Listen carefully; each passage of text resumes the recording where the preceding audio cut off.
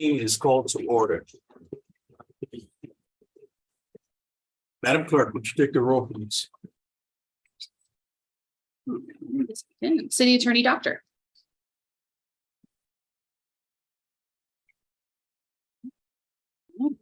Interim City Manager Burton. Here. Interim, he is city manager. Don't stop him. Thank you. I'm sorry.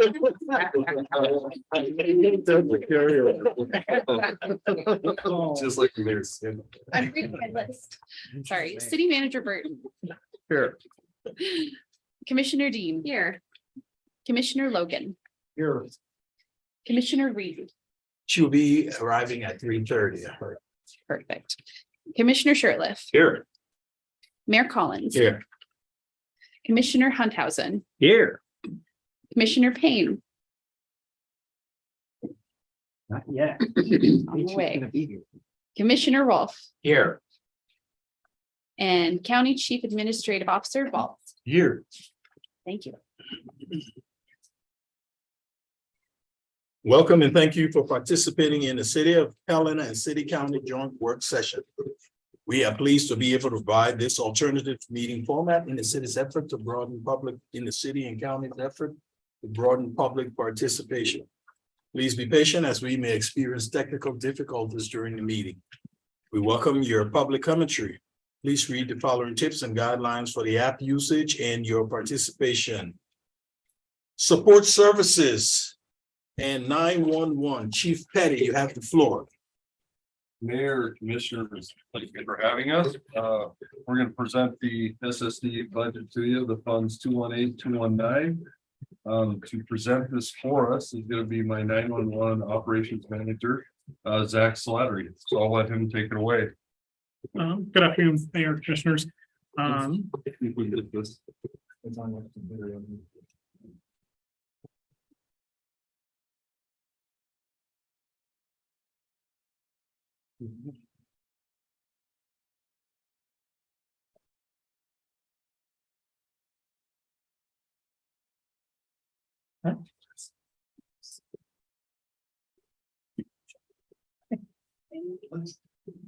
Deputy Director Chris Cooley wants to do the PowerPoint.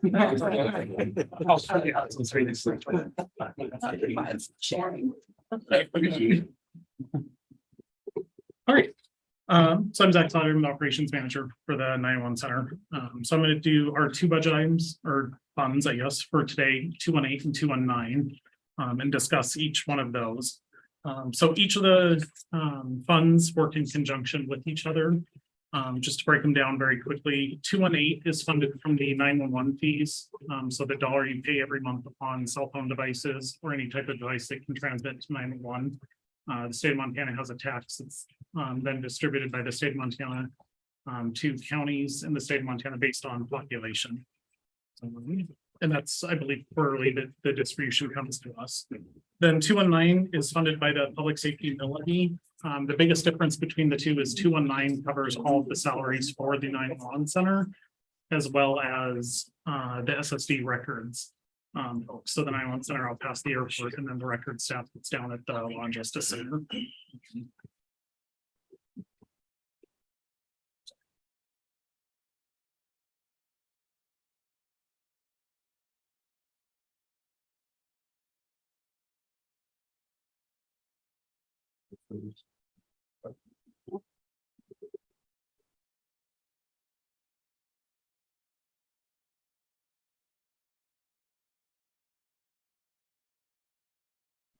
Geez.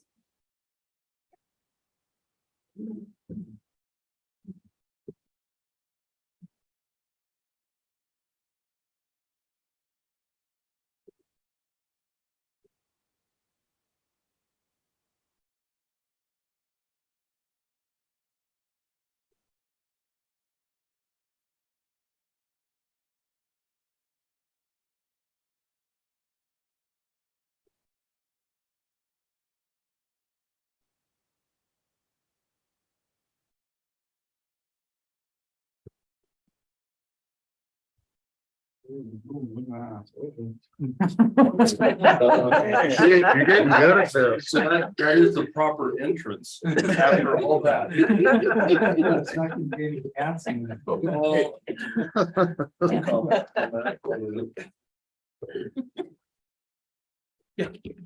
All right. All right, so the first one to go more in depth, sorry. Is gonna be the 219 fund specifically. It's the larger of the two funds, because again, that's one that pulls our personnel cost salaries out of that. So just a quick breakdown for the 911 center. Currently, the staffing out there, there's myself and one other co-manager that oversee the daily operations. We did also funds one public safety systems administrator, which is our version of IT. I currently have 10 dispatchers with 4 vacancies. That was 3 until this morning. It went to 4 just with the resignation. And then covers the 4.5 staff members for the records division as well. So currently this year, the public safety mill levy is projected to increase 6.01%. So that is what covers, like I said, the salaries and operating costs for that fund. It is something that we would have to look at closely and monitor for fiscal year 25 going forward. Just because this year we are going to have to pull just about 115,000 out of our cash reserves to continue to balance that budget for this year. For catching up with that. There are a couple other revenues that go into play into this account. They're not enough to be substantial. So the fees for citizens and companies requesting reports, police reports, accident reports, and then the different background checks from federal and other state agencies that are conducted by our records department as well. With that fee increase that I believe was presented. But like I said, that won't make a huge increase to it, but it will help some. The last notable thing on there is our CAD RMS, the potential cost savings. Since we are in that process of that, we do pay a significant amount for our maintenance fees currently for the CAD system. We're hoping that gets balanced out in the next couple of months when we make the selection for our new CAD vendor. We can incorporate those into the purchase and move forward with that. Next one. So the next one is 218. This is the operating cost specifically for the 911 center, so no salaries come out of this. So it's what the equipment and maintenance and software yearly fees for the 911 center and the software. This fund is about a 46% decrease from last year, but that's based on strictly there were, correct me if I'm wrong, I think 3 grants that we received from the state of Montana. We had a phone system that was installed that was $470,000, a voice recording software, and then part of the cost for the consultant for the CAD RMS project also came out of that. So that's why there is such a significant decrease this year in that. CAD RMS, we are still going forward with that on our side. We're in the selection process between a couple of vendors right now and just finishing that up for that. And then the last thing just to add is this was also presented to the SSD board as well for their approval prior to coming in here, just so that's part of the process for the 911 center and SSD. But any questions? I would be happy to. Comments or questions from the commissioners? Yes, Commissioner Bill. Thank you, Mayor. So the 911 fee, that's adjusted at the state level, I think. And what has it historically been? What is it about?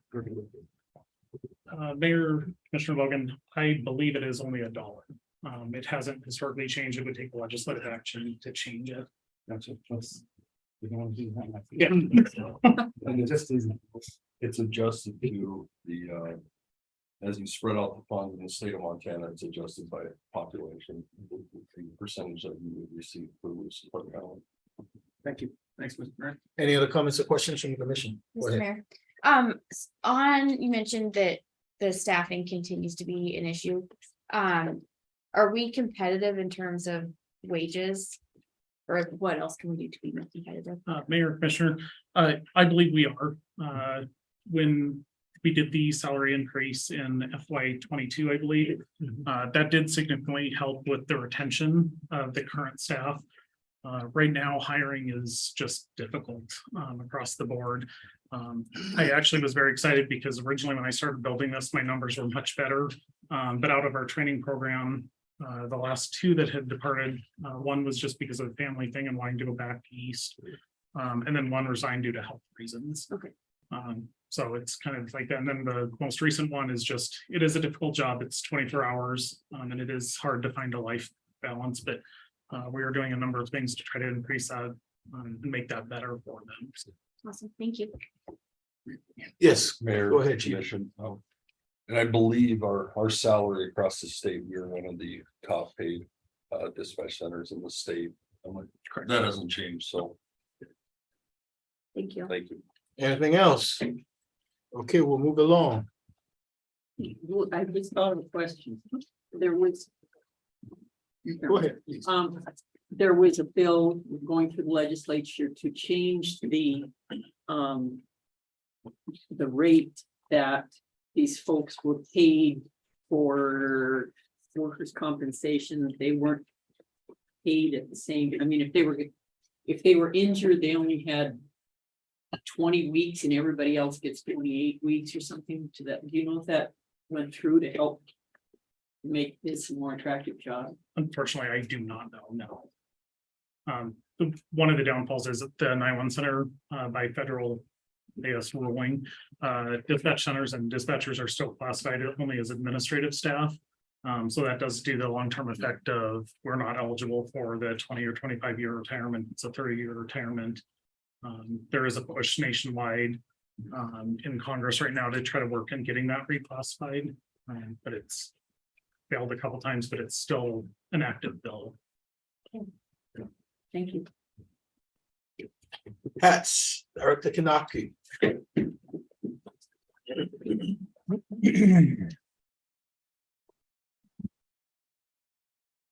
Thank you, Mayor and Commissioners. We'll be going over the Capital Transit Fund.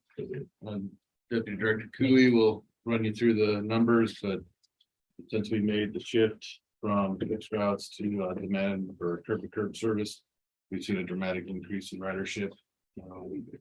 It's been received very well. We have a couple of folks that don't like it, but the vast majority of people are enjoying the service of being able to schedule a ride, get picked up at basically the front of their house and be dropped off wherever they're going, instead of having to get to a bus stop and then get from the bus stop to the destination. So with that, I'll turn it over to Chris.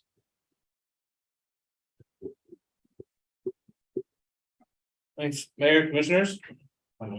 So we gave a presentation to City Commission back in February as part of our grant submission we do in March every year. So this one won't be quite as in-depth as that one. Really give you an idea of what we're looking at for the next year.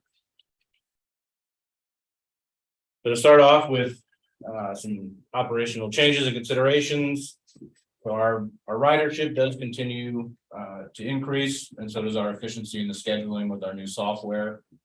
And so as we go forward, we expect that pace to continue. It may not increase as exponentially as it has been, but we do expect it to still increase as time goes on. And our one change that we've been talking about recently is that our current staffing levels, we may be able to implement some limited and minimal weekend hours.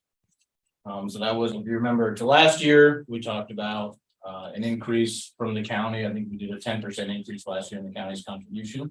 It hadn't been increased for a number of years.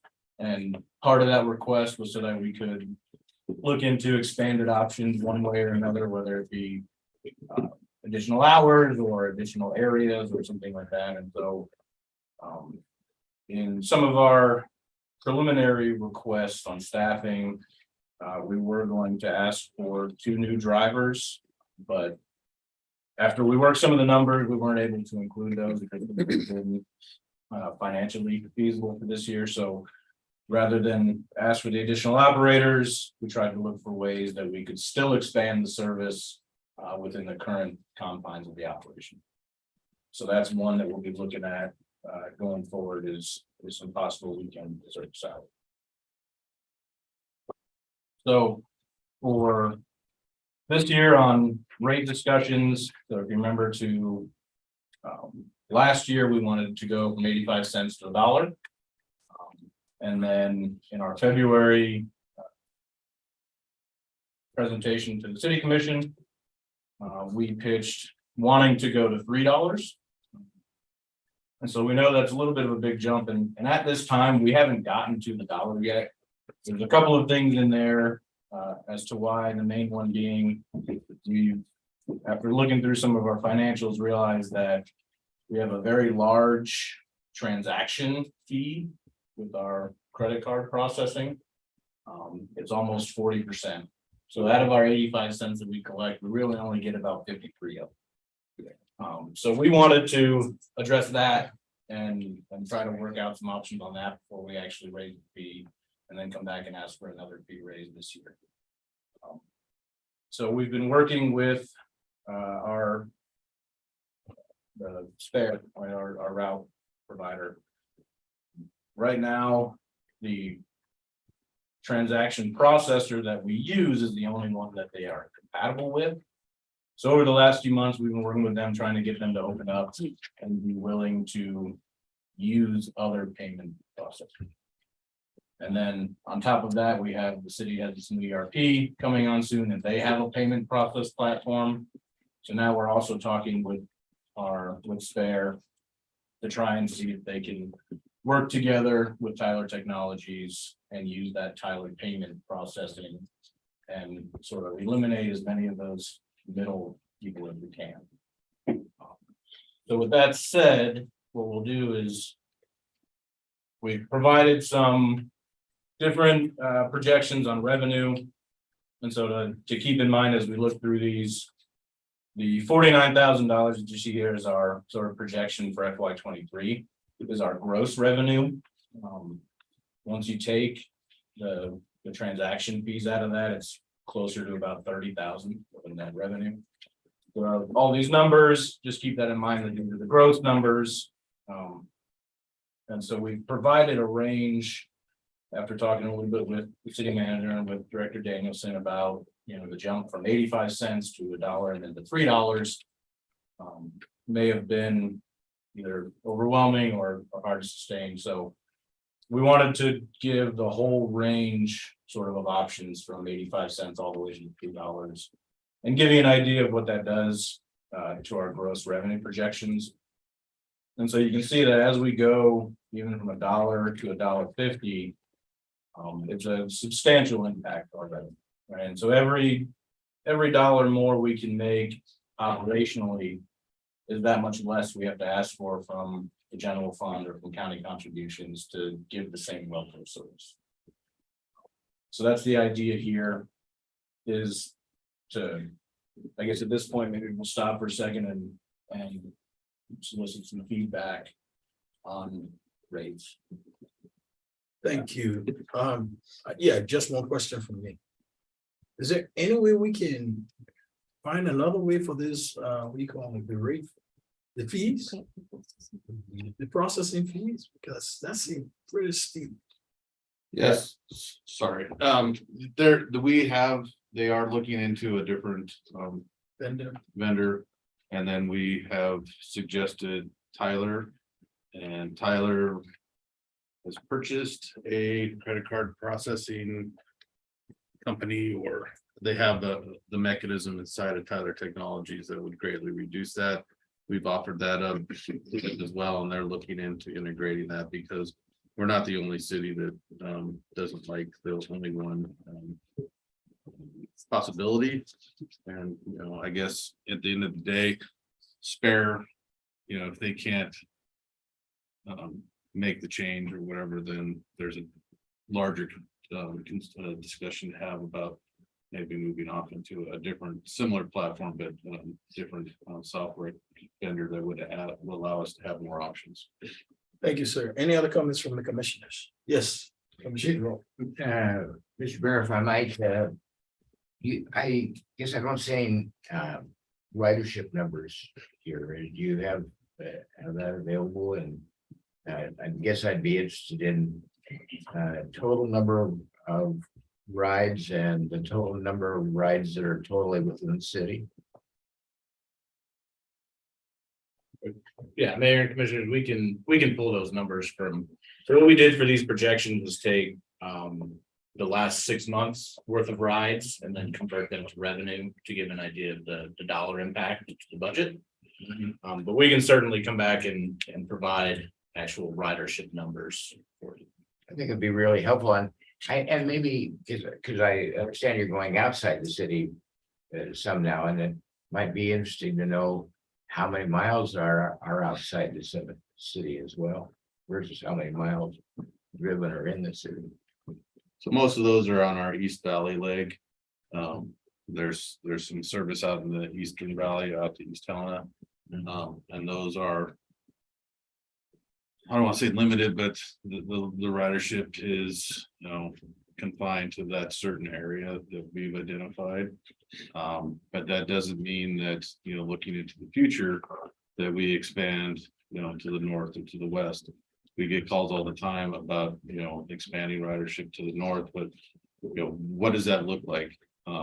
Obviously, we'd have to dramatically increase the number of vehicles if we do the same service that we have here in the city, the curb to curb to do, out to the county. But does that look like, parking rides or kind of a fixed route that a bus runs up and can pick people up at certain times and deliver them to the transfer or to the transit station, and then they can basically transfer into the city. So there are a lot of options, and with the the valley expanding and growing, and we've seen an uptick with gas prices. It's it's a pretty cheap ride for 85 cents. So we have seen an uptick there, and there are people that are just changing their views on whether to ride a bus or drive. So I think we have a bunch of options to look at moving forward. It's just the kind of what the city and county want to see as their vision for transit, not only in the city, but outside the city. And Mr. Mayor, if I might. Please. I think for right now, if I could get number of miles, number of rider miles, and the number of miles that are in totally within the city limits, that would be a place to start. We can provide that for you. Thank you. Commissioner Payne. Thank you, Mayor. Regarding the transaction fees for use of the credit card, so every time someone wants to get on a bus, they've used their little debit card. Is that the way it works? So every rider generates a transaction fee? So no, so Mayor and Commissioners, we do have multi-ride passes and things like that. And so it's just that every time they pay, whether it's a single ride, which they would schedule on the app, the Spare app, and they would pay through the app. So we don't have card readers on the buses or anything like that. So whether they schedule a single ride or they buy 10 or 20 passes at a time, that 20 passes would still be one transaction. But it's not 20. So No, yeah, it's not 20 separate, it would still be just one. But it would still be, so out of the 85 cents times 20 rides, we would still lose about 30 cents of every of those 85 cents. They also have the option to pay with cash. We don't strictly require credit card or electronic payment.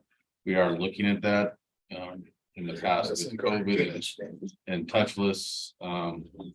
We can get card and passes that basically we print a bus pass, and then they just swipe it as they go into the bus.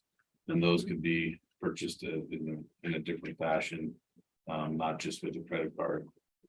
The credit card is an option that we have. Okay, it just, I'm appalled at the amount that goes to transaction fees, and if we could maybe go old school and have a cardboard bus pass or something, it should be a lot cheaper. It might get more ridership and certainly those among us who are bean counters, I feel a lot better about using those funds to extend the bus routes than using those funds so that we can have it on celebrate here. And so Mayor and Commissioners, so that is, so our goal with the Tyler payments. Their percentage is way lower. So instead of the 35% or so that we have to pay now. I think it's somewhere closer to 15. With Tyler, Director Anderson. Thank you, Mayor Commissioners. It depends on the transaction as well. So it also depends on so for example, if you want to use a withdrawal from your checking account, it's a flat $1. But it's typically around 15 cents for that type of transaction. It'll be across the board with most of right now, the city has different market providers that charge different rates. And so the one we negotiated with Tyler, I think, is fairly competitive. Yes, Commissioner. So I was looking back at my notes, and in December, when we had our presentation, we had a 62% increase in ridership by that point in the year compared to the previous year. I'd love if we could get kind of the new update of if that's staying consistently high or even higher. The other question I would have is, with the, getting back to your original question of what we think about the different rates, I think it might be helpful if we had some more information of, if we go to $2, we could add Saturday rides. Or if, it's an example of what we get for those increased rates, should we decide to go in that direction.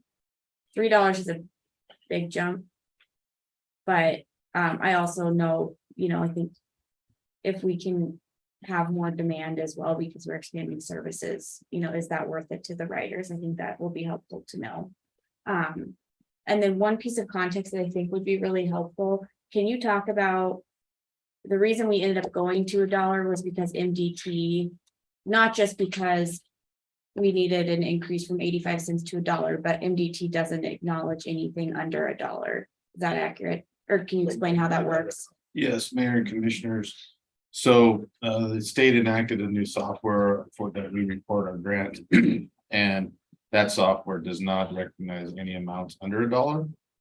So it's inherently under reporting our ridership because it takes our and converts it to $1 per ride.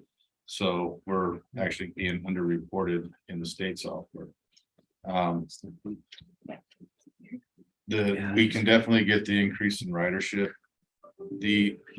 So there was another point I was going to answer your question. As far as the advantages of changing, the biggest advantage is that additional revenue could be put towards the general fund and the county portion of that, or they could stay the same and increase operations. That would be a discussion that we would come back to both commissions to have, is how you wanted us to allocate that funds. Is it extra service? Is it expanding to the north? Is it, longer service on the weekends? That's all a discussion, but the biggest is the effect of the general fund's contributions and the county fund's contributions. You'd see the biggest impact on that. Thank you. Mayor, if I might also add, and I apologize, I don't have that information in front of me, but the general fund's contribution to transit services had took a pretty significant increase this year due to operating cost increases. And so although that, the general fund has always supported transit services, as operating costs increase, it starts to put a strain on the other operations that the general fund is trying to fund, such as police services and fire services. And Mayor and Commissioners, this rate has not increased since like the 80s. So we've been 85 cents for a long time. And curb to curb service, if you look at other municipalities, it is considered a premium service because you're going door to door basically. So if you look across the board in other communities that have this service, there is a higher value put on to that service. Whereas fixed routes are typically lower. But we feel this service provides a better service for the citizens of Helena in the long run. Thank you, Commissioner. Yes. I'm new to this little game. What is the percentage the county pays toward this bus service? I mean, do we split this 50-50 or No, I'm not sure. who knows? Sure. So Mayor and Commissioners, so as you can see here, our total budget's about $1.8 million. And all in all, the county contributes a little over $100,000 to that. Okay, thank you. And Mr. Mayor, and I think just a little bit of history on that. The intent of that was to pay a portion of the East Valley route. I mean, that is the one route that goes to East Helena and services citizens East Helena and East Valley, and there was enough public interest at the time. It's been 10 years now or something we've been doing it. That there was enough public interest that that's when the county investment began. This was a city operation generally, but it expanded to that because of that route. So I think that investment just goes to offset the cost of that route, or part of the cost of that route. Is that right? I believe that was the intent at the time. Is one more So- question. Is there a possibility that the city of East Helena might be wanting to expand this bus service to East Helena in their town and help us pay for it, but also benefit their citizens?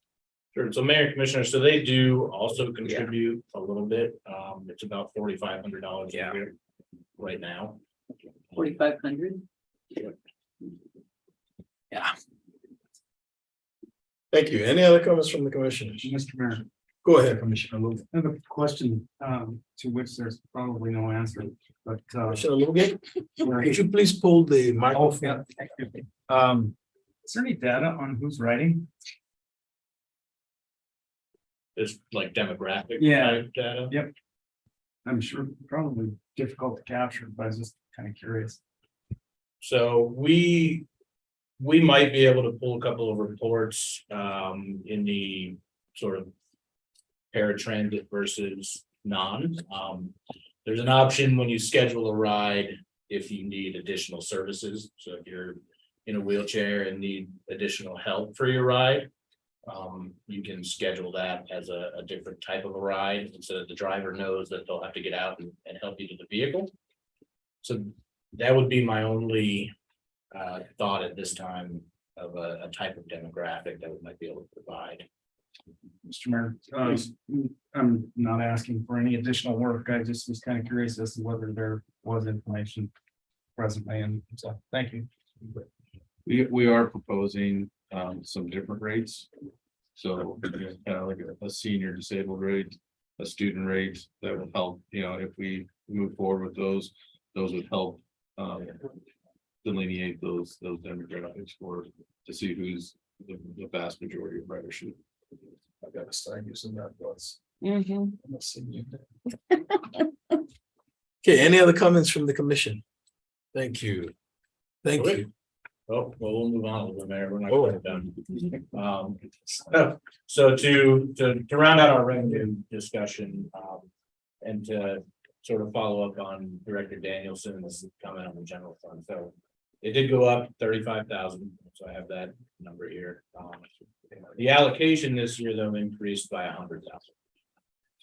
So to try and not get into too much depth on the allocation part of it, certain parts of our budget are reimbursed at certain rates. So some things we get back at 80%, some things we only get back at 54%.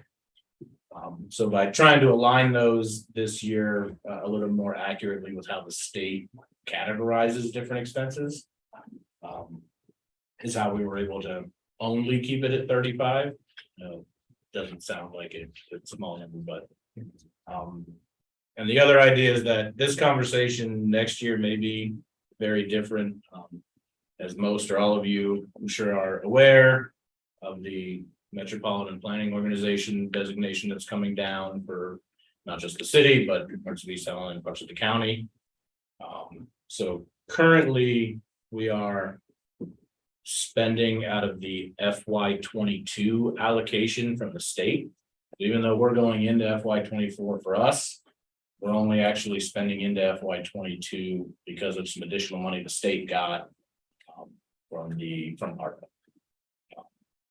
So as we go through FY 24, we'll start to move into the FY 23 state money. And then once we start FY 24 on the state side is when the funding source will change. The allocation amount will change. And so going back to our rate conversation, the further ahead we can get of that shift in allocation, because the allocation is likely to decrease as we get into that new funding source. So as we can sort of get ahead of it on the rate side, the more ahead we'll be when we have to make up the difference between what we get in an allocation now and what we will get going future.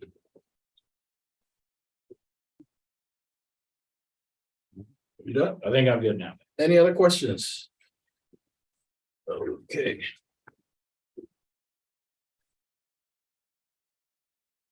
City County Administration, Director Superintendent Sampson, you have the floor.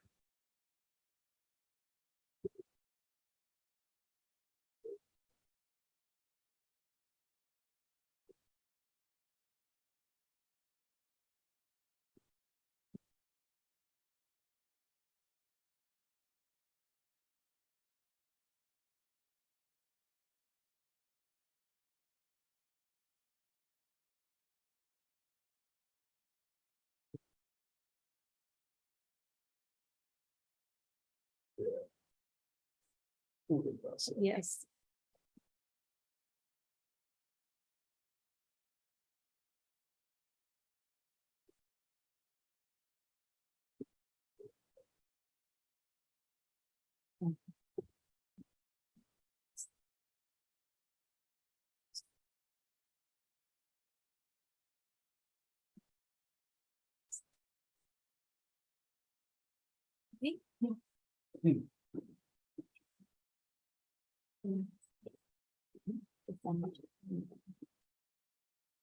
Oh, No, end of the session.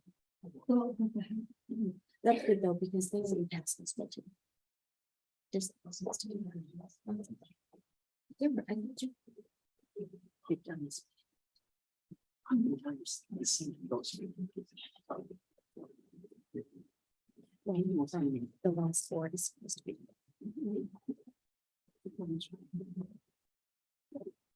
There's a number of those. So then.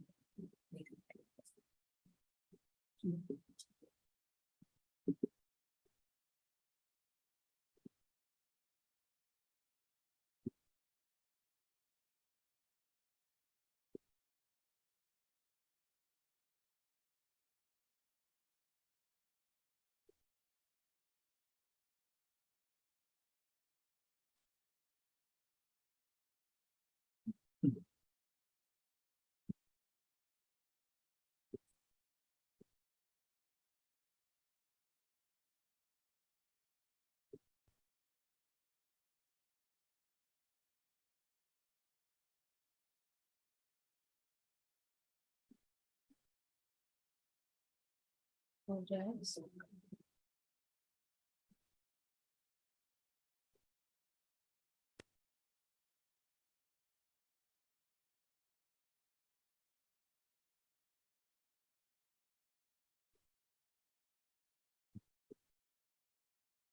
Working on making it big. Bear with me.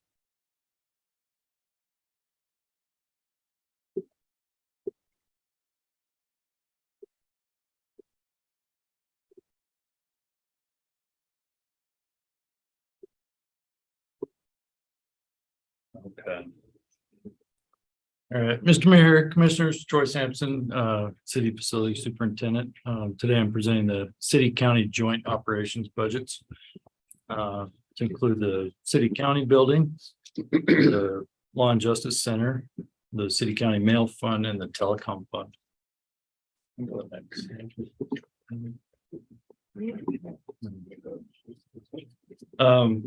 the city county building, and just for some of you, we rent the space, to the city and the county. And that creates dollars that will provide maintenance money to maintain the facility. This year, we're, requesting a 4% rental rate increase. That increases our rate to $20.28 per square foot. That's an increase to the city of about $13,800. And the county an increase of $18,791. We had about a 2% increase is what we're projecting in our maintenance and operation, which so the 4% increase will have 2% going toward maintenance and operation and 2% for additional capital projects. Our capital projects were anticipating about $140,000 in capital. And we have proposed city and county matching funds of $66,000, which we did through the ARPA request process. Any questions on the city county building before I move on? Do you have what will the capital projects be? Are they already identified or is this for what? Get to by attorney. Sure, yeah, Mr. Mayor and Commissioner. So our projects are, we have an LED upgrade project for the second floor of the city county building. We're gonna do an engineering study of our HVAC system to try to make it as energy efficient as we can.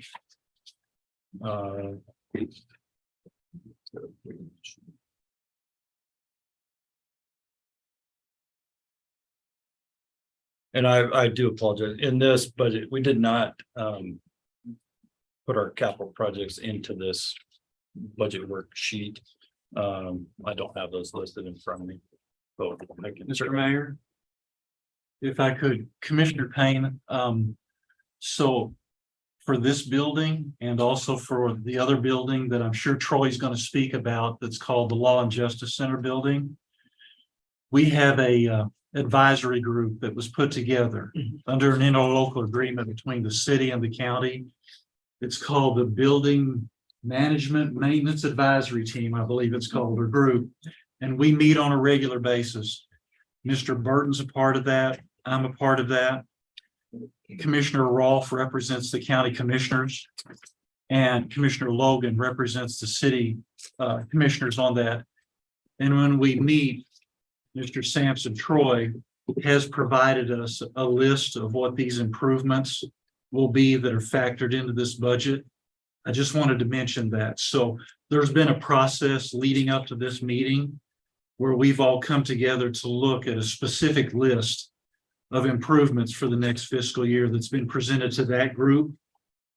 And they've looked at that and are recommending that we move forward with this. I know the list isn't in front of us here today, but I wanted to let you know we have been meeting and that's been shared with us before bringing it forward.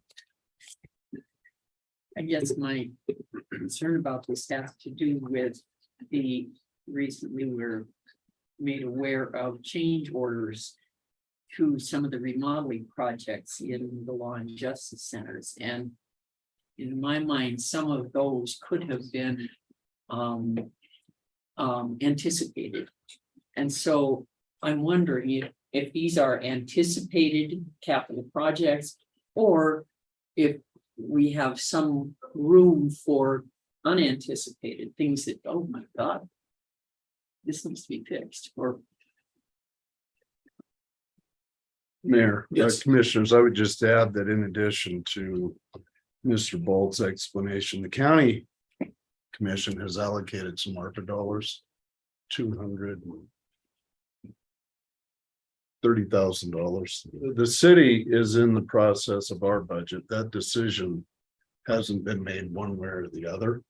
But we're looking at it, and I expect there will be discussions through the 440 fund building up to meetings with the city commission to see if those recommendations. And so we would pull those projects right off of the capital list for both buildings based upon the funding level of those two decisions.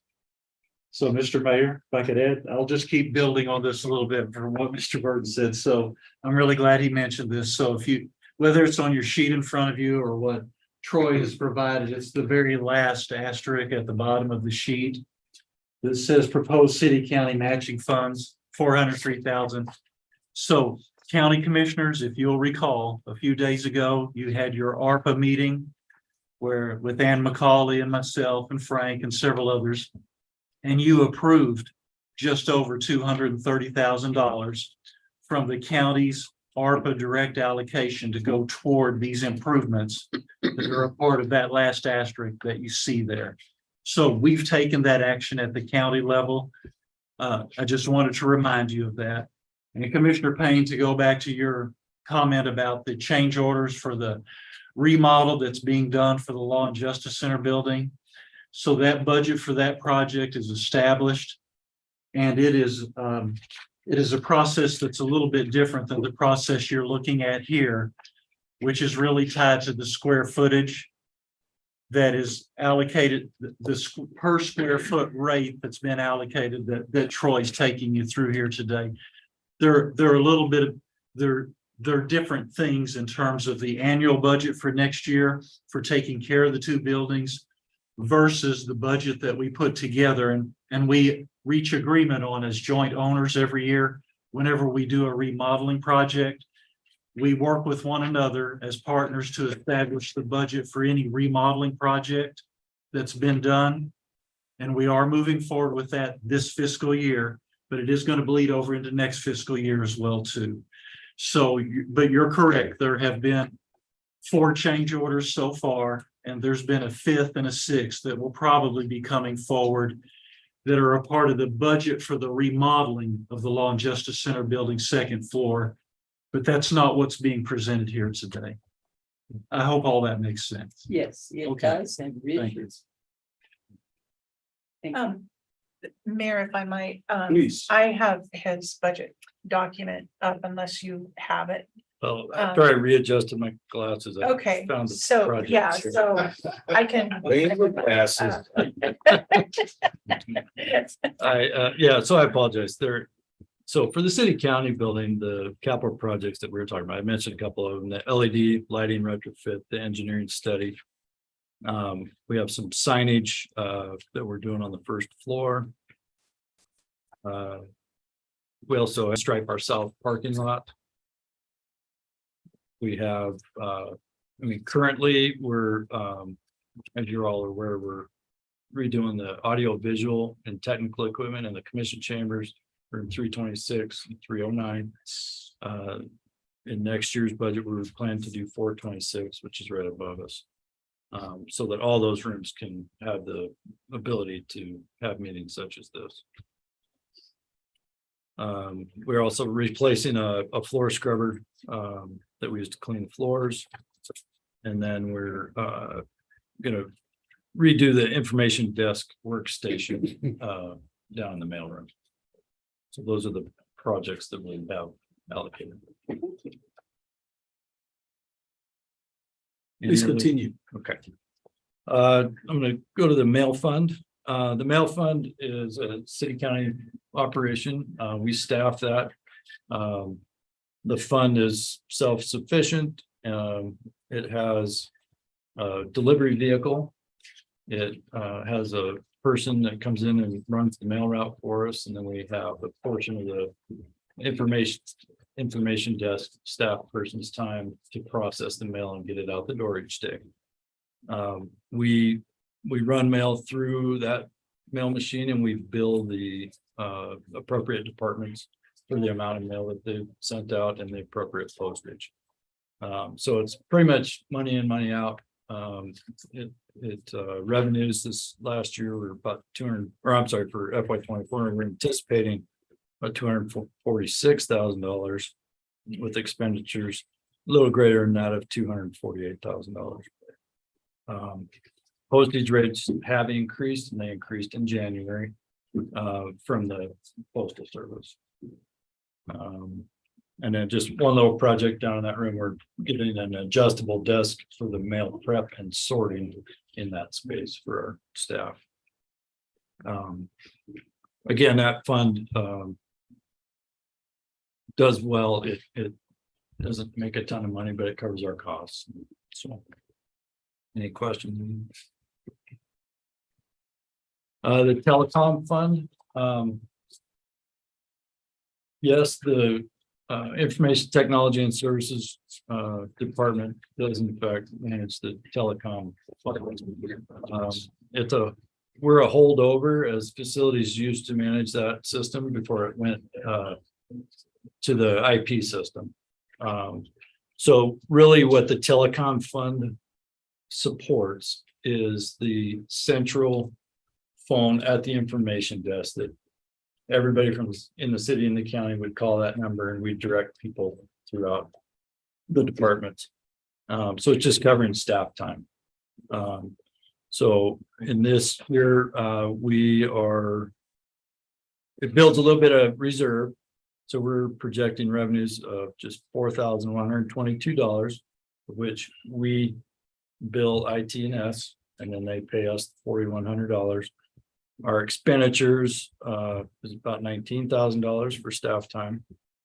And as you can see, the decreased charge to IT&S is due to a cash reserve buildup. So we're just decreasing it for this year to take up some of those reserves as we don't need them, and they'll remain in their fund. Law and Justice Center, very similar to the city county building, in that we rent the square footage to the occupants.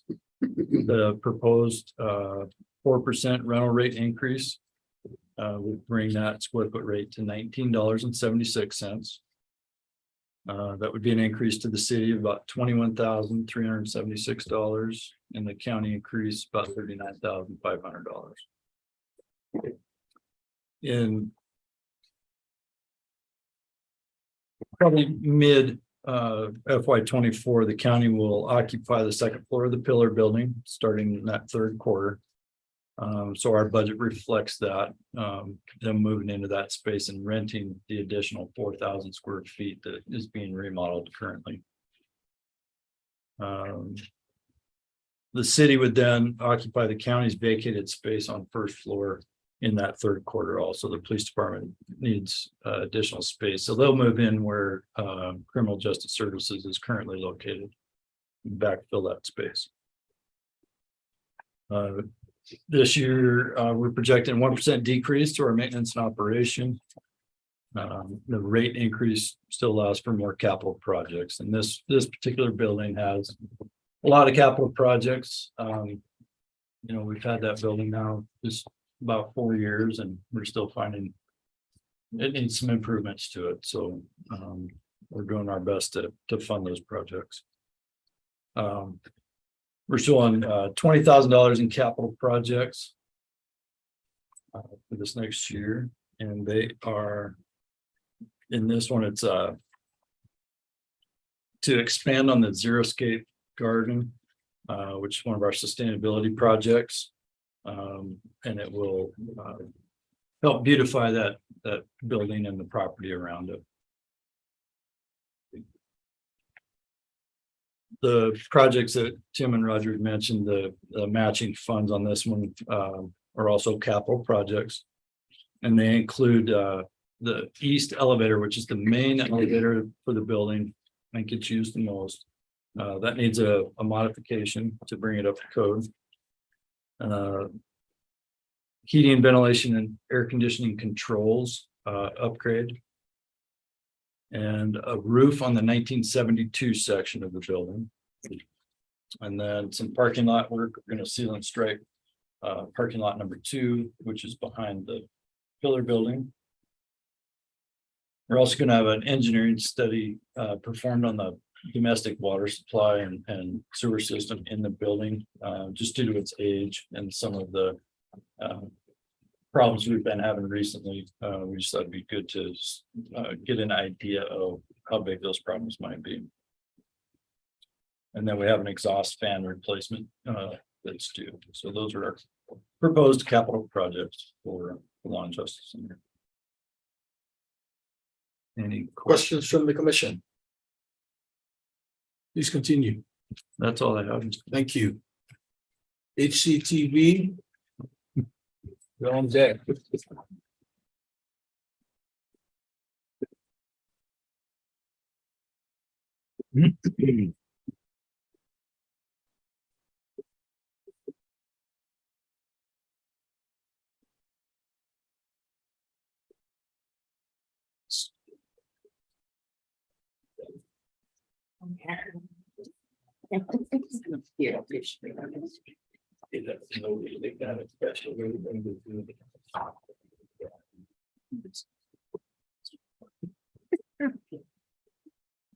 Good afternoon.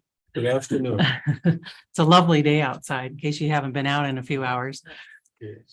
I am Kirsten Fabian with the Helena Civic Television. I'm the executive director. I don't have any presentation, believe it or not, coming from a TV station, but we are the organization that puts the local government meetings on cable channel 189 and also streaming live from our website, and then a little bit later video on demand for people to watch at their leisure. In my narrative, the two things I want to just point out on there is we do have renewable contracts with the city. The city's is a 5-year, excuse me, that's wrong. City is on 1 year to 1 year, and the county is was renewed in 2019 for 5 years. So I'll be working with Troy shortly to renew the city contract. That's for video production services.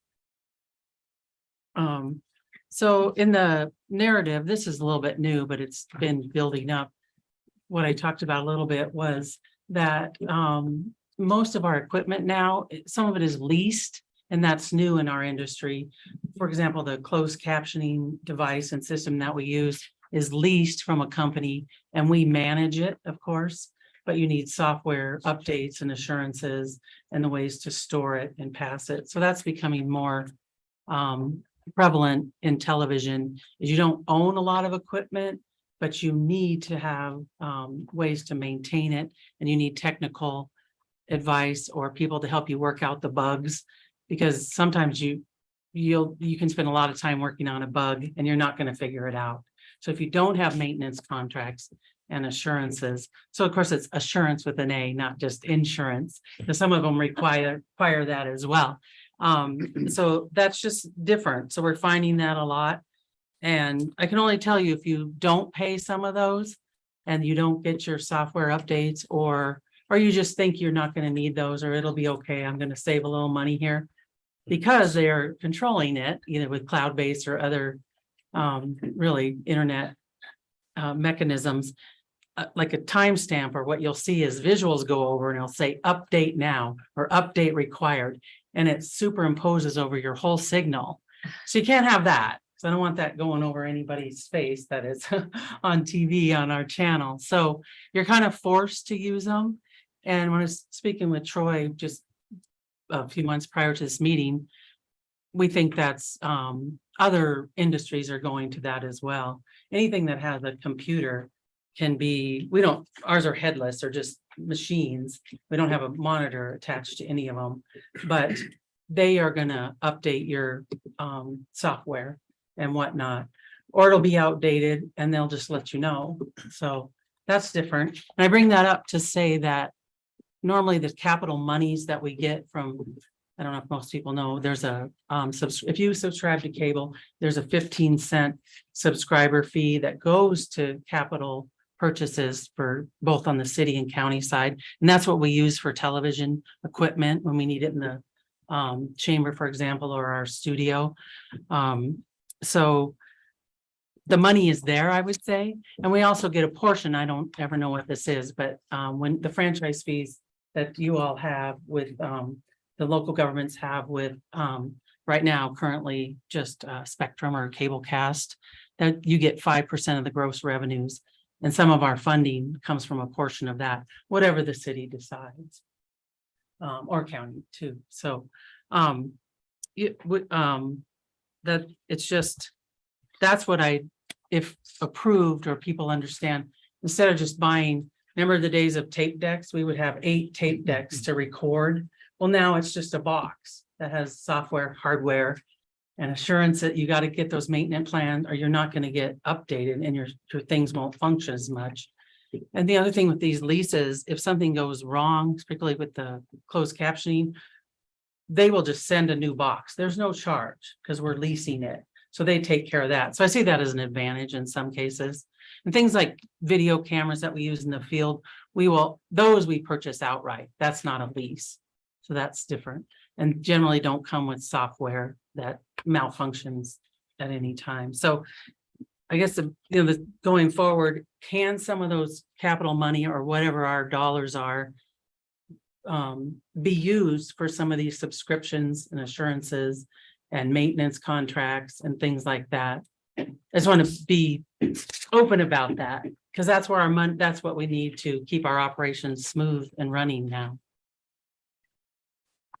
So I don't know if I have one more thing after that, but if there's some questions about that, or if that isn't clear. No, please continue. Okay, so what I asked for in there was, because believe the money is there, I spoke with or I got some messages from Sheila working through Troy. And before Nancy Everson left on the county side, there are monies there. So I wanted to get in your budgets a line item that says $11,000 from the city and the county for some of these items that I talked about, and also some cameras. And we still do use a tape deck. It's not a tape deck, it's a recording device. There's no tape, but that's what we record your files on for telecast and manipulation later. So I want it to be in the budget on the city and county side, earmarked, I'll say, and then you decide when I work through Troy, especially on the city side, that I said we were going to need some of this money.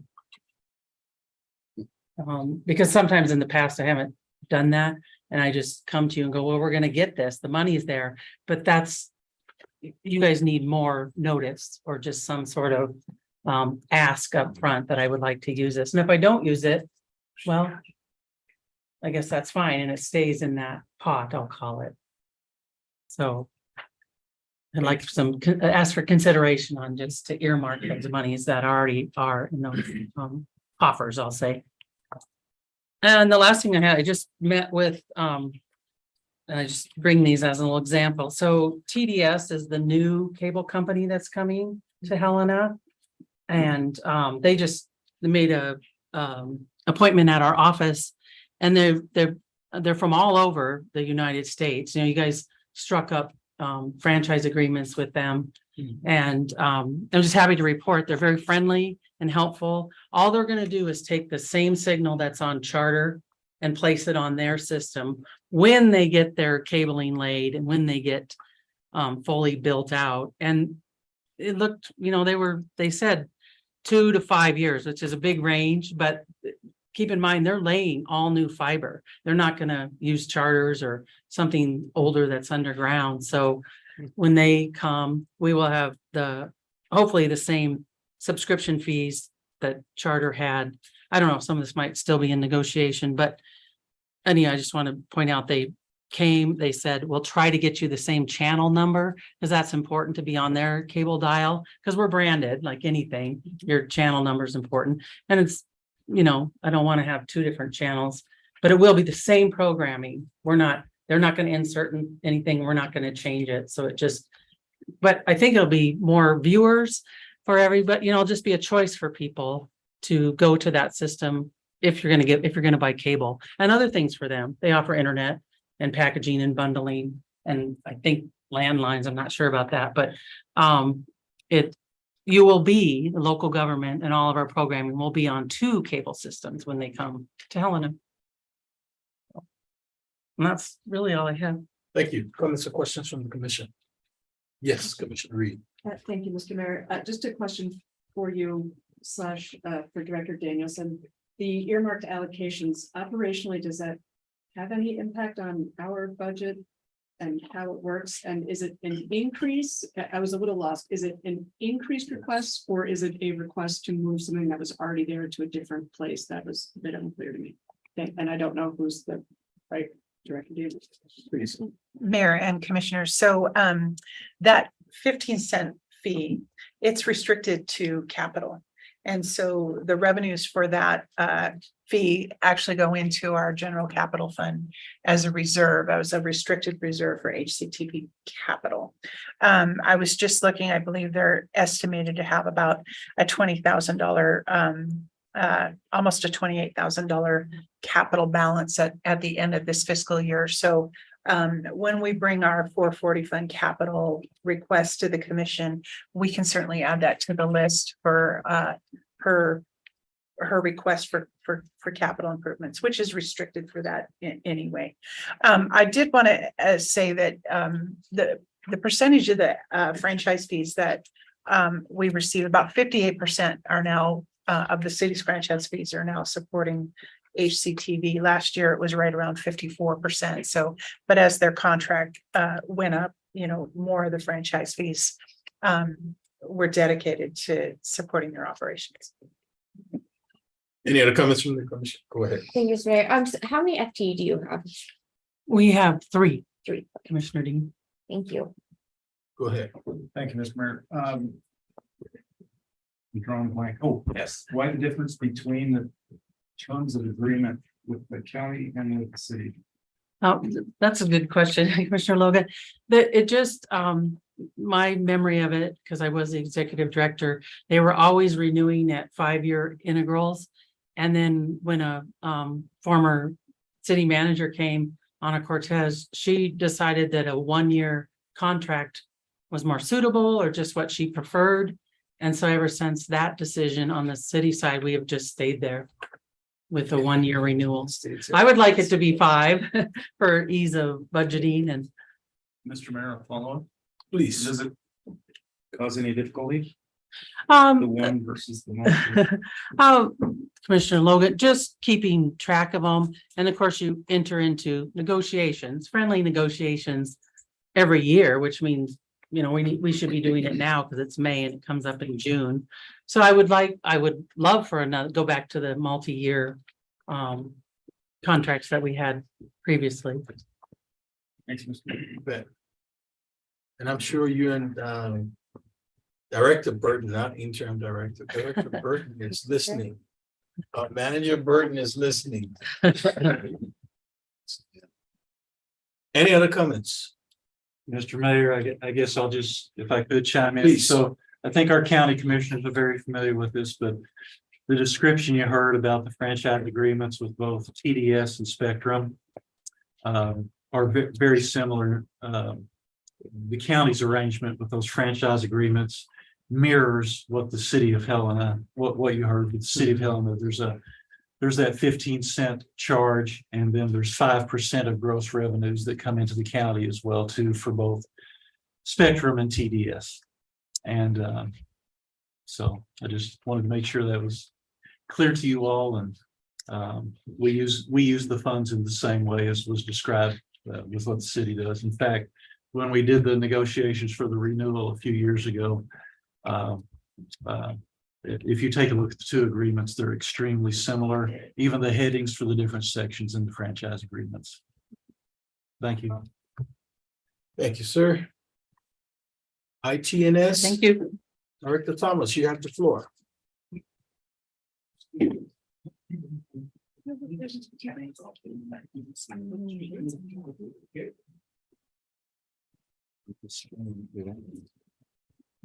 You're in their screen. You can clean that out.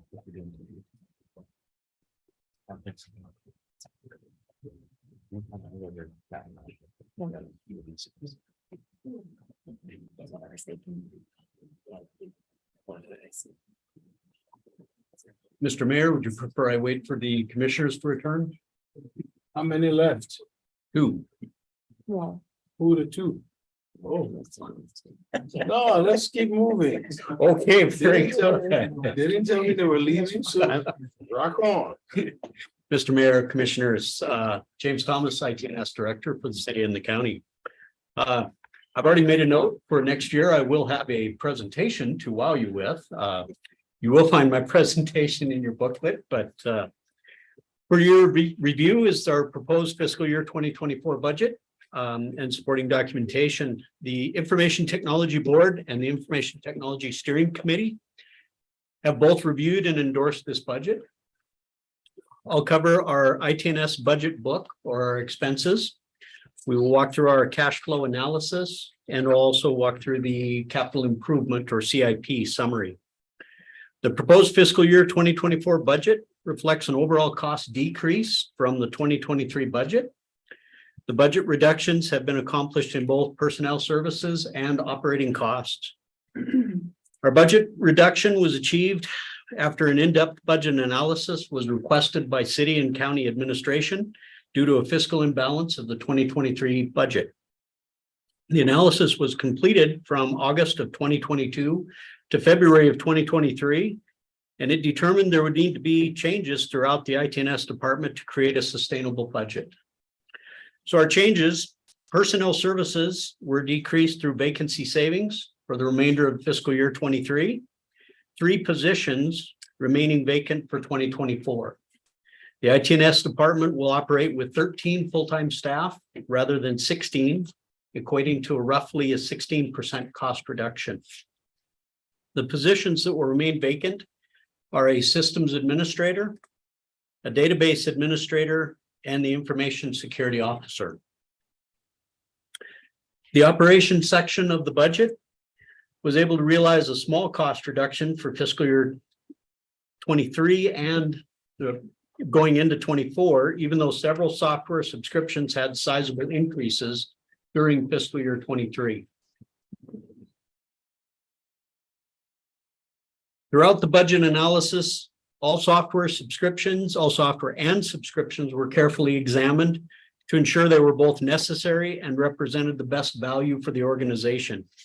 Changes to the subscriptions and products were made where feasible. The last section of the budget that I will cover is our capital improvement plan. This is one area that changes from year to year.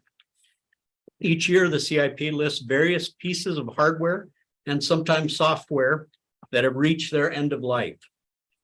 End of life is based on factors such as the availability of security updates, support from the manufacturer, or simply that the technology has evolved beyond the capabilities of the device. The CIP for fiscal year 24 at the end of my presentation is again provided in a summary form. Moving into our budget book.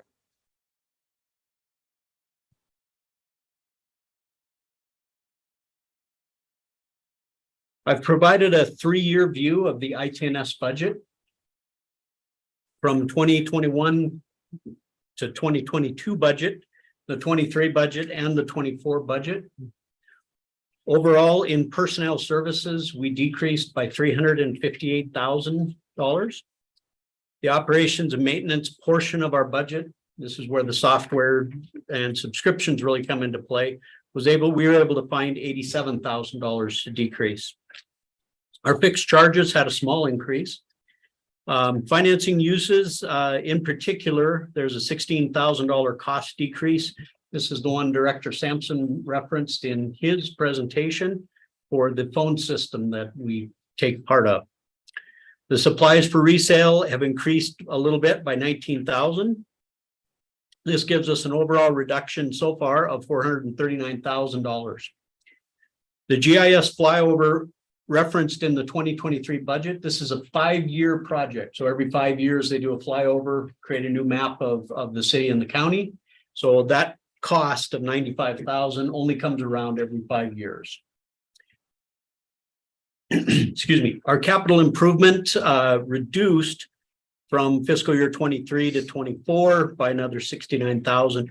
Overall, our 23 budget is $603,999 less than 23. I'll pause for any questions at this point. Please. Thank you, Mr. Mayor. Director Thomas, just a quick question. One of the positions you mentioned that will not be, or will remain vacant is an information security officer. I recall there was I don't know what we called it, an assessment, an ITNS assessment that flagged a number of serious issues with security. So could you speak a little bit to how we got to a place where we're now able to keep that position vacant? Thank you. Mr. Mayor, Commissioner Reed, certainly.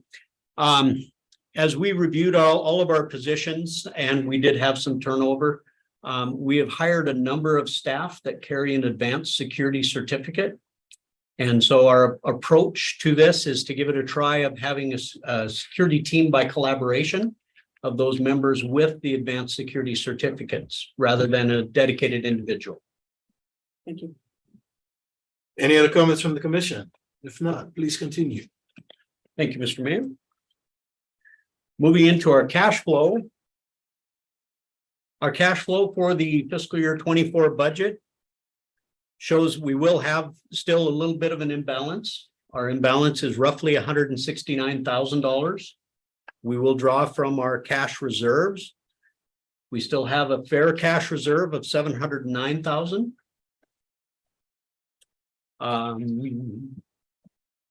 Into the revenue section of our budget.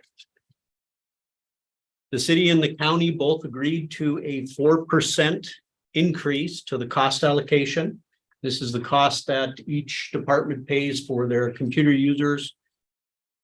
So that equated to roughly a $50,000 increase to the city and a $50,000 increase to the county. It is almost a 50-50 split between the two. So overall, our fiscal year 23 budget will come in at just of 169,000 in the red. Any questions before I move into our capital improvements? Here's what's in here. Our capital improvements for fiscal year 24, I have broken those down into a summary form and grouped them together. The top section is the servers. This is on-premise equipment. So our capital improvement always will reflect on-premise equipment rather than in the cloud. So we have 4 servers that are expiring. The top section of servers, and the next group is the software that goes along with those servers. Then we have our networking equipment, one gateway, one point-to-point, and a few network switches. The last section identifies the file storage, which is called the network share, all the departments use. That totals up to around $225,000 of our budget. Mr. Mayor, that does conclude my presentation. Comments or questions from the commission? Thank you. Thank you. Lewis and Clark County Humane Society Executive Director Dalton Watts, you have the floor.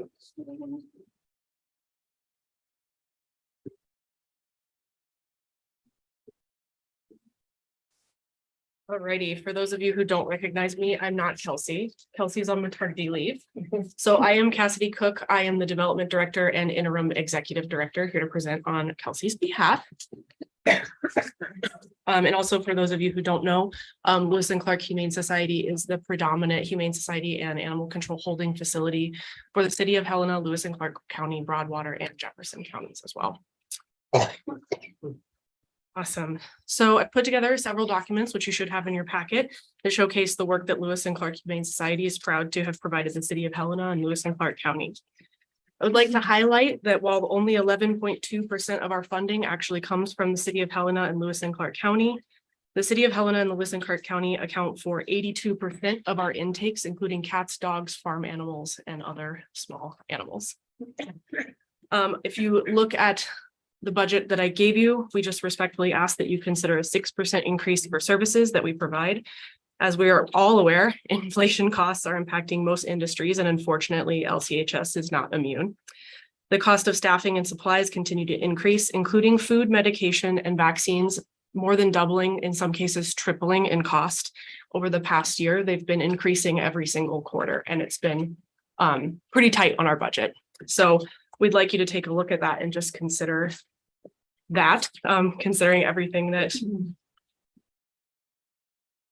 that it's costing us. We did actually budget for a massive increase in those things for fiscal year 23.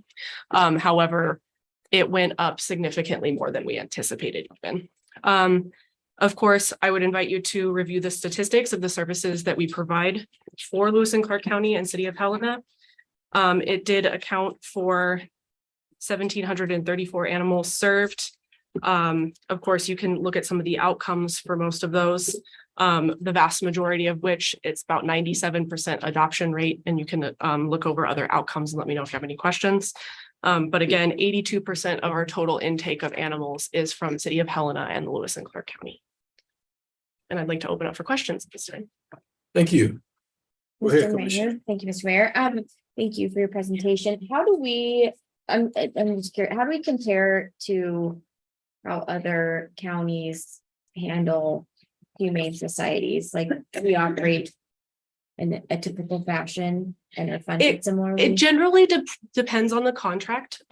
Actually, are you talking about counties within Montana or just as a general rule In across? Montana. Yeah. So for the most part, it looks the same.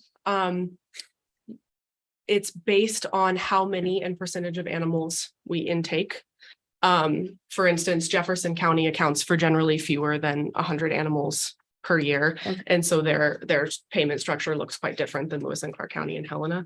But basically, it's a flat rate for you guys. And so when we get our quarterly payments from you guys, it's essentially always the same number. If that And makes that's how sense. other counties. Yep, except for, I believe that Jefferson County pays per animal, but that's because in terms of how many animals we actually intake from them, it's significantly fewer. It counts for like 1% of our total intake. Maybe just clarify, like, say us compared to Beaverhead County Humane Society. Like, do you know if theirs operate in a similar fashion? It kind of depends on the structure. So for instance, there are a lot of places that have an actual physical animal control facility versus an animal shelter. Okay. I'm not 100% positive about Beaverhead specifically. They just. Yeah, but like, for instance, the city of Great Falls has a private animal shelter, as well as an animal control facility, same with Missoula. And so they operate on totally different planes, of course, because one has the animal control contract, the other is a private non-for-profit shelter. We happen to be a private not-for-profit shelter that has the contract for the city, so that basically it subverts the cost of you guys having to build your own animal shelter and animal control facility and maintain it. Yeah, okay, perfect, thank you. Is this for the intake by owner, owner attorney? Is that So- high or is it average? Are you talking about the The specific? 174. The owner turn-in numbers this past year have been really high. But I would say that it's trending to be our average. There's a lot of reasons for that, some of which is kind of speculation, some of it we kind of know. We have seen a significant uptick in our owner turn-in numbers, but more than anything, we've seen a significant uptick in stray animals who come into the shelter who are never reclaimed. And so. Thank you. Yeah. Go ahead, Commissioner. Thank you. Thank you, Kirsten. Appreciate you being here. Question regarding the turn-ins. Do we know like when those turn-ins take place? I guess is it after Christmas? Is it after, or do we know if it's more cats or more dogs? It totally depends. I would say that there's not a strong trend either way. It kind of happens all the time. The trend for stray animals is that we see a significant uptick in the summer when people are taking their dogs out and they lose them. And that's just normal. But as far as owner turn-ins, it's pretty steady year round. And it's completely depends on the circumstances. Sometimes it's because the animal isn't good with kids. Sometimes it's because they're moving and there's no available affordable housing that allows animals. Sometimes it's based on behavior. Sometimes it's based on their capacity to pay to care for the animal.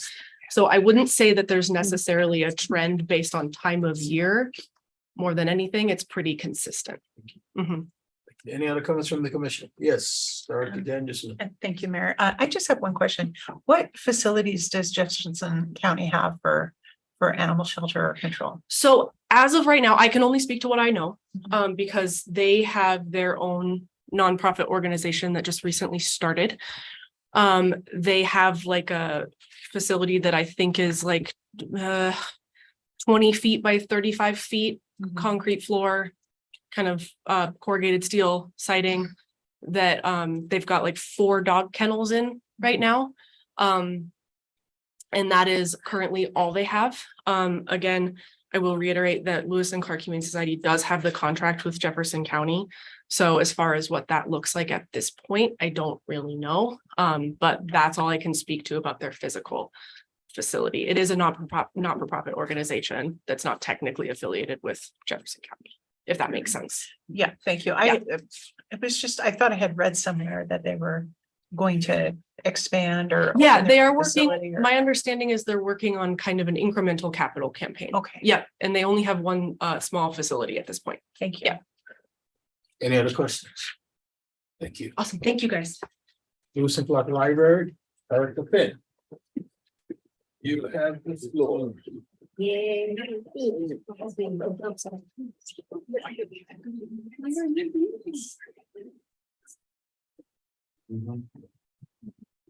were part of the Humane Society team.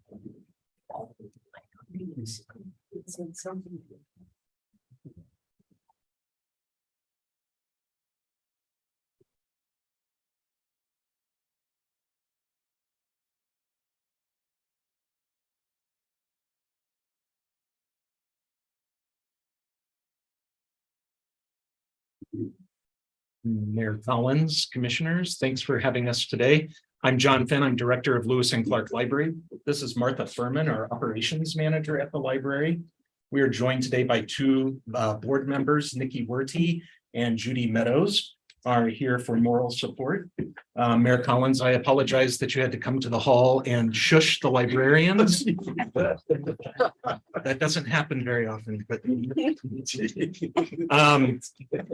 I appreciate you having us here today to discuss our preliminary fiscal year 2024 budget. Our preliminary budget was approved by the Board of Trustees at their April 18th meeting.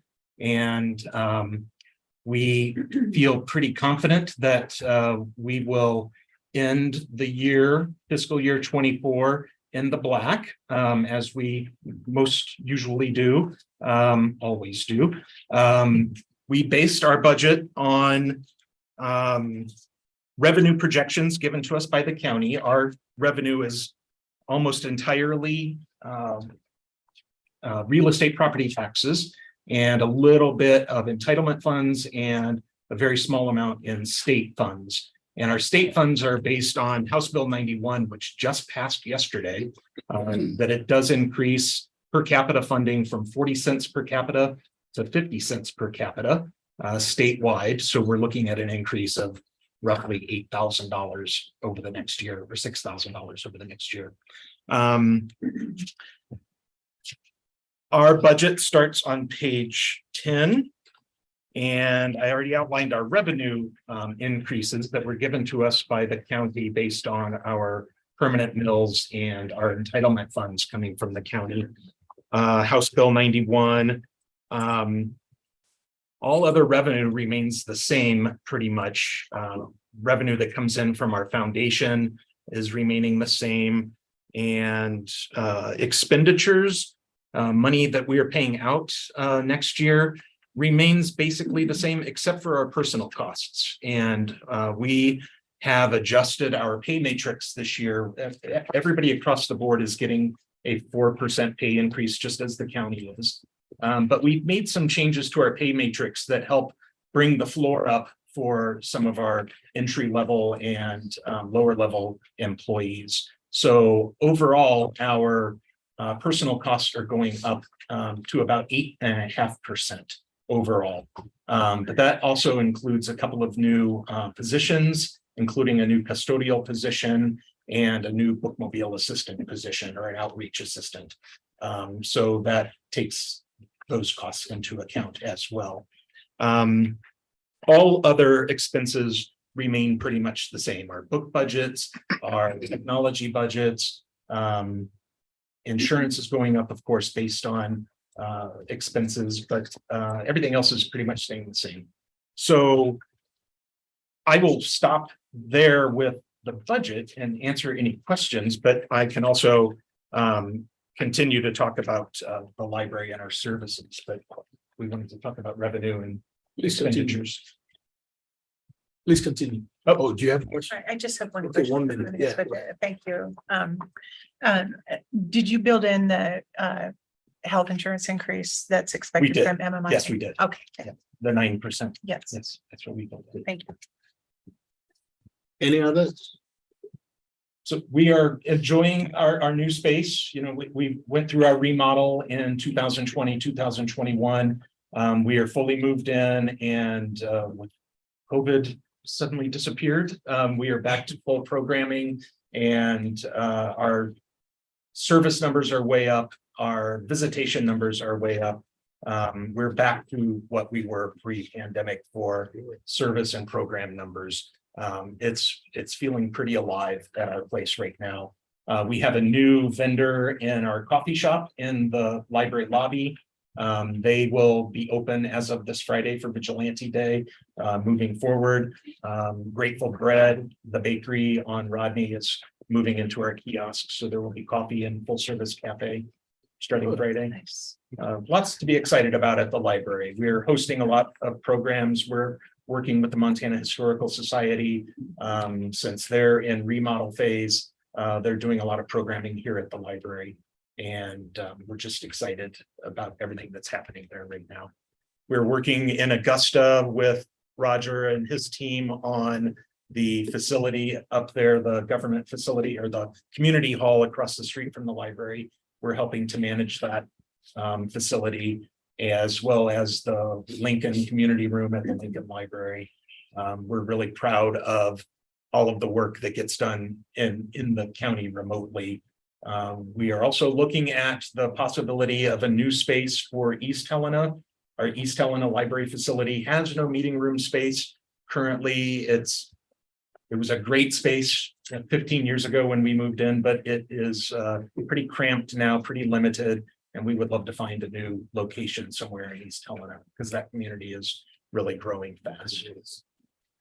And of course, we still have a plan one of these days to build a branch somewhere in the North Valley, but that's a little ways down the road. Thank you, Mr. Mayor. For Director Finn, it's not a question, just a comment. My son made me swear that I would tell you that he loves the scavenger hunts. And as frequent consumers of your services, we are grateful for the new space and everything that's being done there, and the way you accommodate all the different members of the community. So thank you. Great, thank you very much. I also comment, I have a grandson who is 7 years old, and he had never been to the library. So we went to the library, and I had no idea all the work they have done to create this fabulous space for children. And they got little doors, and you go in there, and he disappeared. I mean, you know, it was fascinating. And we go there, and he plays with the stuff, and then he sits down by me and he reads to me, and then he goes, "Thank you. It's a wonderful place." And I really want these kids to understand the importance of reading, and not everything needs to be electronic. And so this gives us the opportunity. So thank you. Thank you. Any other comments from the commission? Yes. I just, I gotta say the same thing. It's kind of not even trying to recover library nerd. I just really can't believe the difference in the library. The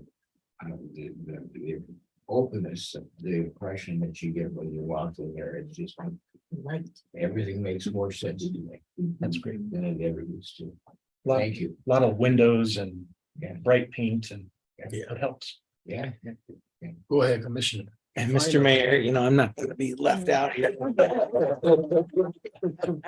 No, I just want to mention that the Augusta connection, and you've gone above and beyond there. You know, we were kind of beside ourselves how to manage our own space up there. We have for those that don't know, the county owns a community center, I'll call it, up there, and then one half of it is the senior center and they have the senior services there. The other half is kind of a community meeting room. And we have not really managed it in the past. We kind of survived but there were a lot of people with keys and access and we didn't know what was going on there half the time. And so John and staff have agreed to manage that side for us and make sure we know who's coming and going and who has keys and whatnot. And it's worked well. And I know it's been a little bit of a pain in your tail, but we sure appreciate your working with us. So I just want you to really understand that it's been a bit of a godsend for us. So thank you. Thank you, Commissioner. I will say that Holly Herring, who is our librarian in Augusta, has been managing that. And it's such a small town that, there are a lot of headaches. There are phone calls to her house at night saying, hey, get in and use the room. And she tries her best, but it's a bit of a challenge living in a small town. Yeah. Thank you. And I will add one other thing, and that is, this past Saturday, I spent the entire day sitting in the lobby, greeting patrons as they came in the door, answering questions and hearing about how important the library is to folks in this community. It was a great day, and I encourage everybody to come down and sit in the lobby for a while, and see what's happening. It's pretty amazing. So thank you all. You bet. So commissioners, we have to ask John, right? Is there such a thing as a horse-drawn bookmobile? In Helena? Yes. Into it. Worldwide, It is equipped. worldwide, definitely. There are any kind of bookmobile you can imagine worldwide. People get Okay. books and materials So out for a there. parade, you could do that if you want. Sure, we could. We do take our bookmobile to the rodeo parades throughout the county, and we put a big set of horns on the front. It's great. It's great. I think I saw a camel All right. on one. And it was- Thank you, John. Thank you. Youth and Adult Community Service Program, Officer McNeil, you have the floor.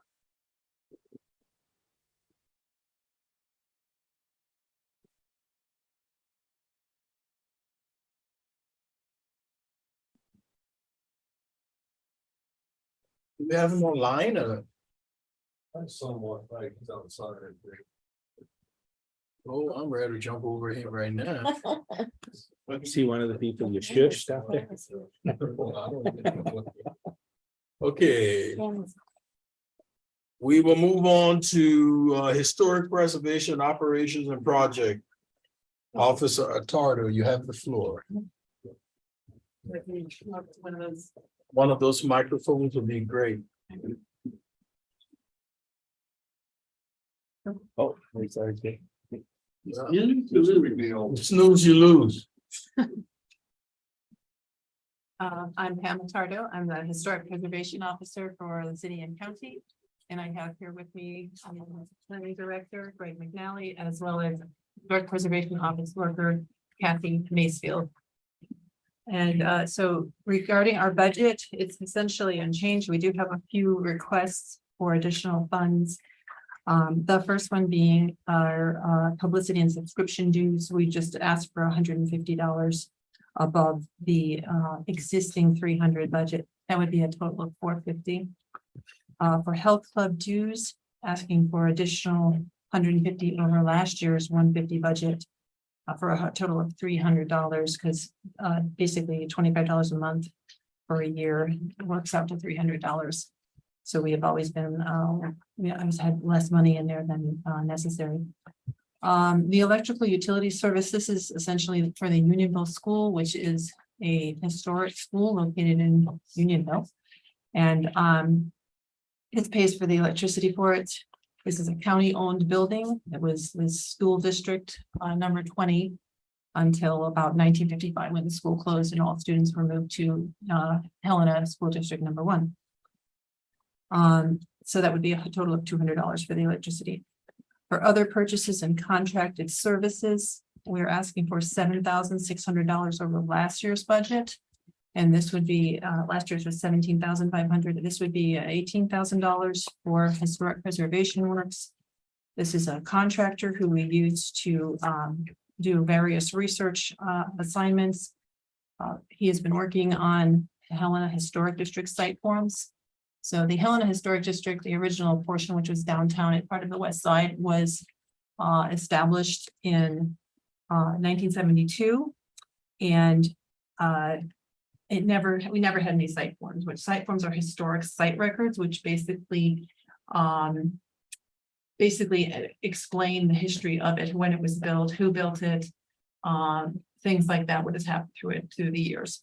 So we're requesting money for that, for his services. He also is writing the National Register nomination for the Union Middle School to get that listed on the National Register. Then we would also ask for $2,800 for trolley shop supplies. And the trolley shop, for those of you who are not aware of it, is located next to the fairgrounds. It's what we call the Fairgrounds Annex. It's an old DOT truck shop. And there's a trolley, and we also have a workshop in there that we work on various items. Right now, we're working on the East Helena Depot's windows there. We have a number of volunteers who come in and supervise them. Other item is the $2,300 for Preserve Montana contractor to complete the Lincoln Cemetery grave fence repairs that we started last summer. There's a Forest Service memorandum of agreement, and it requires the county to put up historic signage. They have one up there that was installed many years ago, and we kind of wanted to update that. We're required by the MOA to update that. So that would be a total of $25,100 for a contracted purchase, contracted services. And the last request would be for Kathy's position, which is the office worker position. She's currently funded at 6 hours a week. I work 30 hours a week. So between the two of us, we don't even equal one full-time employee. And our workload far exceeds 6 hours that she's been budgeted. She works mainly on City of Helena projects. And the total for her position to extend her position to 15 hours a week would be $7,706.33. You can see from the chart on the second page of your memo that the city projects take generally about 3/4 of our time versus county projects. And it's gotten to a crisis at this point. We are no longer able to do work for people on a timely basis. We are behind anywhere from 3 to 4 weeks to over a month on many projects. There's not enough work in the time that we have allotted. We cannot work overtime. And so we are requesting that the city increase its contribution to the HTC budget. So if you look at your second page of your memo, it used to be a 50-50 ratio. We were established in 1989. And it was a 50-50 funding at that point. In 2011, that was actually it was defunded in 2011 and then came back to refunding in 2012. And it was at a reduced rate of 20,000, and it has been 20,000 since then. Does anyone have any questions? Officer Ricardo, I hear you. And I agree with you. We need to look at it. Thank you. Mr. Mayor, Yes. thank you. So, when you're saying you hope we can increase our contribution, what kind of figure would we be? Well, ideally, 50,000 would be that would be half of I have about $104,000 budget approximately, so, 50,000 would allow us to give Kathy better hours. And I'd certainly be interested in, looking into how we can. You bet. Possibilities there, yes, so, thank you. Yeah. Any other comments or questions? Miss, I have a big question. How? It seems to me that many of the projects you do are actually in the city of Helena.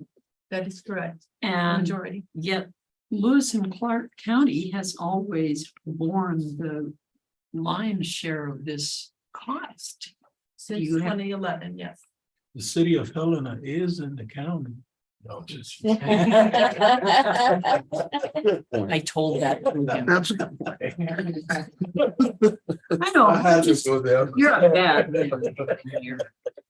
I'm just, I was wondering how. But, and of course, you weren't here in 2011. You don't know how those numbers were. I was here. Yeah, she Oh, was here. we're I okay, actually so was on the commission before that. Since 2006, I've been involved in it in one way or another. why did they give so much of the responsibility for paying this to the county? I don't know. It used to be 50-50 until 2011. Anyway, we'll try to make the corrections. I think that's the important thing here. So are you saying you think it might be possible for the city to come up to paying their 50%? I'm saying we're gonna be looking into that. Oh. Better. That's all we can ask, do better. Because the county may do worse. I don't think so. We're just a subset of you. Well, So, okay. okay. That's all. And Yes. the reason why there's so much in the city is, number one, it's physical location. And also the county has only one historic district as compared to several in the city. As far as the building division, any changes to historic structures, we are consulted on those. So it's because that's where the ordinances are, tax abatements, the demolition ordinance, historic demolition ordinances in the city. So that's where the requirements are that people have to come and consult. Okay, yeah. Okay. Mr. Mayor, Commissioners, I really appreciate your time. Greg McNally with Community Development Planning Department. And I really appreciate the city's acknowledgement and willing to look at those numbers. Pam had mentioned about 50,000. Half of her budget would be about just under 60,000. So it's $59,169 to be exact, just to get it into the record for you. You must be the mathematician. Yes, Mr. Mayor.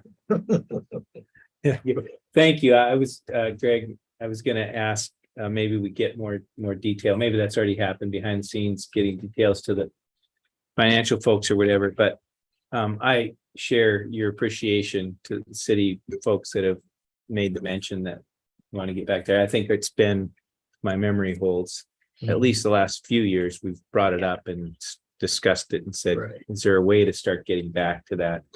And so, yeah, so it'd be nice to make some progress, and even if it takes us a while, but it would be good to have that commitment to try and get back to 50 if we can. So, thank you.